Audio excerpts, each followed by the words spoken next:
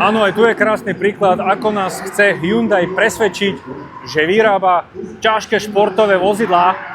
Tuto je takýto Mountain Climber, to je vlastne, s týmto autom oni vlastne idú do kopca. Neviem, či si pamätáte, možno niektorí z vás, bolo to v 80 rokoch, skoršie 90. a kde vlastne prišiel Audi so svojím Quattrom a bolo tam také video, že proste išli do kopca, žiadne zábrany, tam neboli nič, bola to divočina. Možno to video niekde nájdem a ukážem vám ho. Ale vlastne takto Hyundai závodí s takýmto autom, vlastne motocross, motoring do kopca. Takže s takýmito špecialitami chodia. Mne sa to veľmi páči.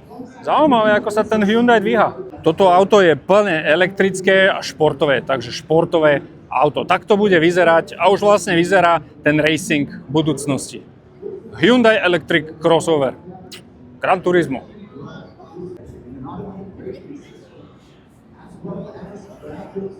Looks like the Subaru.